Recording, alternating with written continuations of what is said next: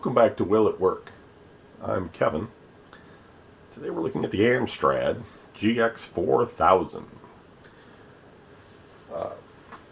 This is what I consider to be the last game console that was acquirable that is in my collection. It isn't the last one you're going to see. I have some others. We're not at the end yet, though we're circling the drain. We're not at the end of this series yet. But this was, like, in my personal collection, there was a list of systems that I knew existed, I knew were reasonably affordable to acquire, that I could save some money up and get them. And this is the last one that I was able to get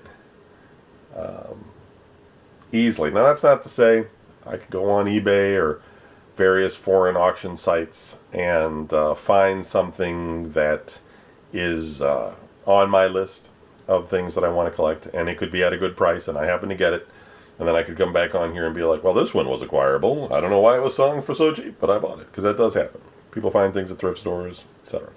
But for now, as of November 2021, this is the last system that I purchased, and that is on my list of things to collect. There's always things that sort of pop up here and there. And this was another... Okay, so I'll just give you the brief on this. You can find out more information about it. But this was a kind of a weird thing. So Amstrad, they were another one of these companies that kind of was like selling things in the UK. And they decided that they were going to release a video game system in the UK at a time when 16-bit systems were launching and out there, etc. You know, Sega Genesis and Super NES, and TurboGrafx was a, sort of like an 8-bit, 16-bit hybrid, and others.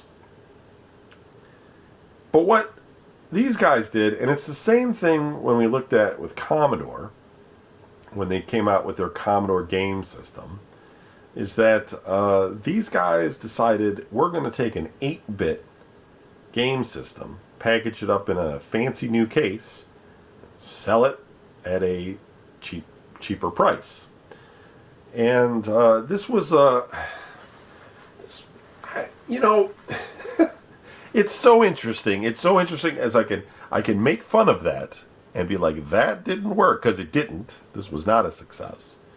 But the funny thing about it is that, you know, Nintendo kind of does that thing today, right? They take a weaker hardware, almost like a generation behind, basically, and sell that as a new console. But in Nintendo's case, they add just enough flair and they have enough first-party development that it works for them, because people want to play Nintendo's games, and so if you want to play Nintendo's games, you got to own Nintendo's consoles, and you know, that has been their success. But in the case of Commodore and Amstrad here, being a generation behind, especially in those early days, this wasn't good timing. You weren't going to be able to sell some. People had 8-bit game systems already. If they wanted to play 8-bit games, they would just go to the system they already have. And, you know, Atari kind of learned that lesson to their demise when they relaunched the Atari 2600. Like, they sort of did that around the time when Nintendo was, you know, the thing with the NES around 83. They started to be like, hey, everybody, it's Atari, you know, and had the Atari 2600 Junior. But everybody had one in their closet, you know? Like, you were selling something to people that already had one. They didn't want to go back and play those same stupid games again. But Atari, you know, whatever. They did have the 7800, which was supposed to be for the next, you know, generation thing. But people wanted something, they wanted to play the arcade games. They wanted to play Super Mario, etc. They didn't want to play Galaxian and stuff again. Atari never understood that. So anyway, Amstrad. So this system is a little bit weird. It you can see it here. I will take it out of the box and show it to you up front, but this is a good, you know, display here. You know, you've got these you have like a RGB port on the back. You know, you have these sort of hardware-looking joystick ports, Sega style. It looks like almost like a phone or a network jack right there. It's like supposed to be like a modem or something. I have no idea. It's probably power, but it makes it look really futuristic, you know. And it's got this sleek form factor and everything. It's like, wow, and these flying controllers have rocket engines or something, or they're shooting, maybe. They're shooting out, and then it comes with the burning rubber game, which we'll look at. Let's see here on the side of the box. It says a world of entertainment in like 5 different languages, etc. There's some kids playing it. They're very excited about their Amstrad. Yay, Amstrad. There's some warnings. We don't care about that. It says home entertainment system. Amstrad GX4000 games console. Amstrad PD1 games control. Paddle. Burn and rubber game. GX4000 instruction manual. Game instruction manual. Made in various countries. It's already weird. Optional extras for use with the GX4000. A 12-inch stereo monochrome monitor. Okay, and a 14-inch stereo color monitor. Wow. And then you can see pictures of the monitors that you could get for it. I don't know if they ever sold those or not. It'd be kind of weird to have one Amstrad monitor to go with your Amstrad GX4000. And then there's a picture of everything it kind of comes with. A couple of manuals, a couple controllers, etc. All right, so let's open her up. Let's take a look here.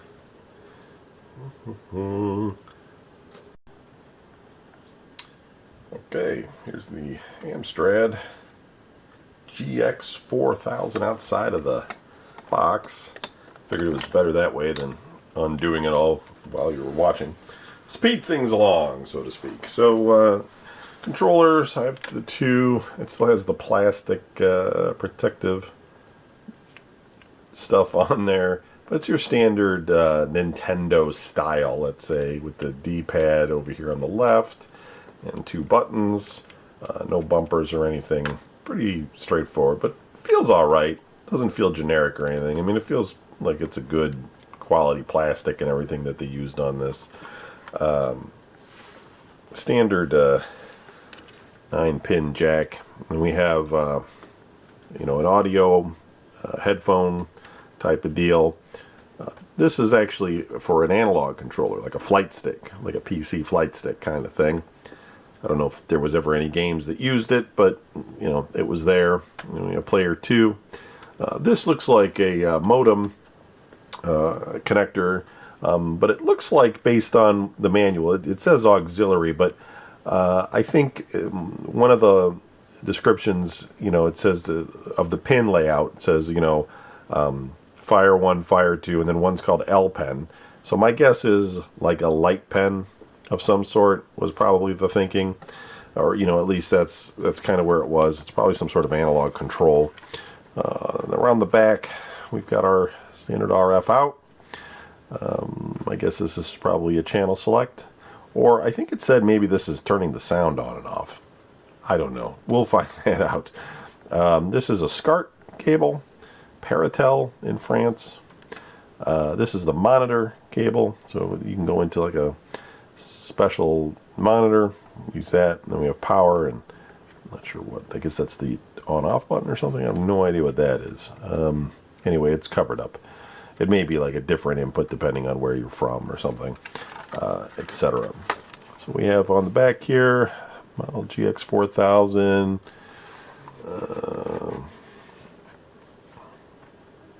games console, input 5 volts from monitor, or 11 volts from power supply. So I guess the monitor can power it or something. I'm not sure. This is really unusual. Yeah, it's sort of like maybe a French unit or something, or it's just Amstrad, a French company or something. I have no idea. But there we go. And then, I mean, this is a 220 volt power adapter for it. It's 11 volts is the original one. You know, Amstrad, etc. Live parts inside. Do not open. Made in China. Then our game cartridge that comes with it is Burning Rubber. That's the original sticker. Kind of looks handwritten, but it's not. I mean, that's just how it is. It's a little thing. I mean, it's all kind of nice. I mean, this is, I mean, just the way it looks and everything. It's, you know, it's very sleek. It had some expansion options, you know. These cartridges are tiny, especially for the time period.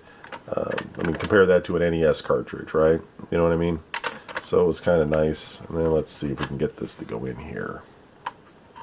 Looks like that might be a little bit stuck or something. What's that? Yeah, hold on. Let's see what's going on there. I don't want to break it, of course. There we go. Just a little bit stiff. Okay.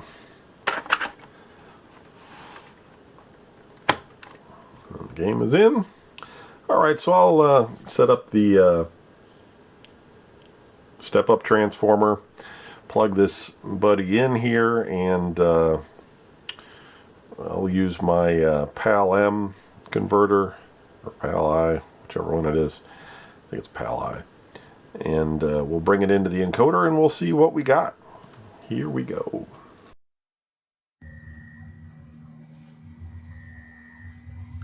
Amstrad GX4000. This is actually 2 weeks later since I filmed the beginning of this video.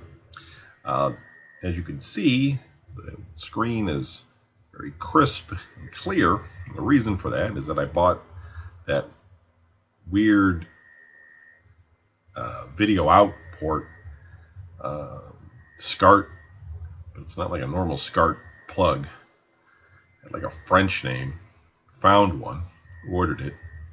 Apparently works, because I could not get a clean RF signal out of this. Granted, it's probably a system from the UK, but it also could be, you know, sold in Europe.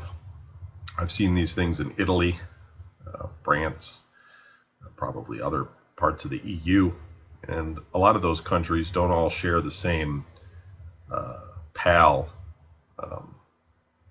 standard. So, yeah, really difficult to tune some of these things in. So luckily, I mean, granted it didn't have a direct composite out, but at least I was able to find this cable.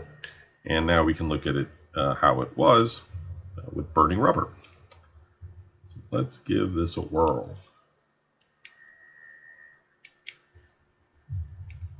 Press fire 1 to set controls, press fire 2 to set gears. Okay. Press A key for gear down, press A key for gear up. Okay, there's no A key. There's a 1 and a 2 on here.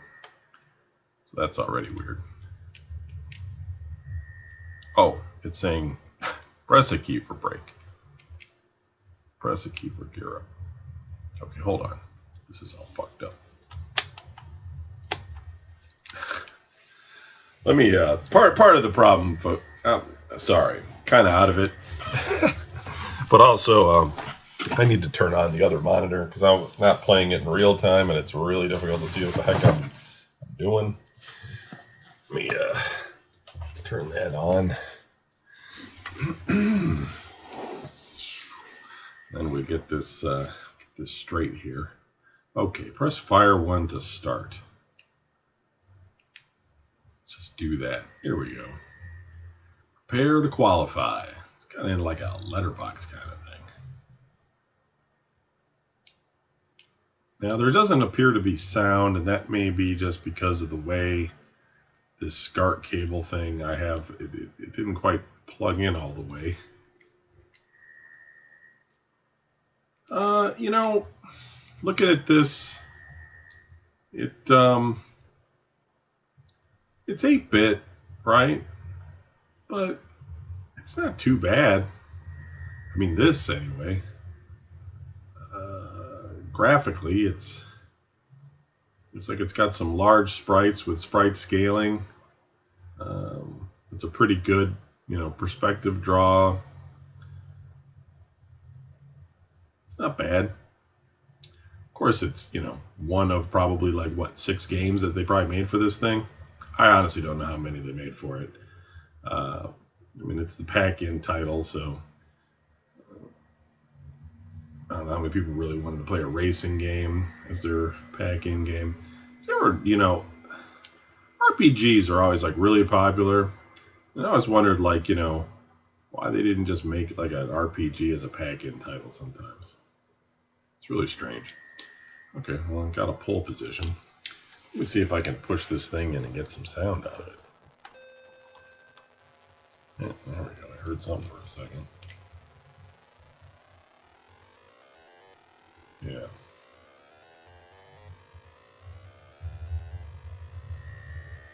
Yeah, there's waving flags and stuff. I mean, you could easily see this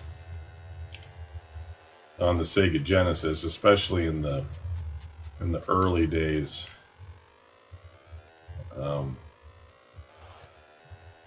It's definitely a step up of most other 8-bit systems that I've looked at. Now, that's not to say, you know, Sega Master System, SG, you know, or, yeah, 3000? Yeah. Or Mark III, that's what it is. It had some advanced graphics as well, but I don't know, you don't see too many large, like, 8-bit sprites like that. Certainly the Commodore couldn't do this. The NES, Super NES, of course, could do it, but the original NES like this, probably not. I'm not saying it's better, don't get me wrong. Just saying, like, you got a pretty decent, you know, graphics going on here. It's not too bad. But anyway, there's not much more to say about it. You're seeing it as well as me. It's all the only game I've got for it, and it works. It's pretty clean. Got no complaints. So it's the GX4000. We've seen it together. There it is. It's working. Thanks for watching. I'll see you.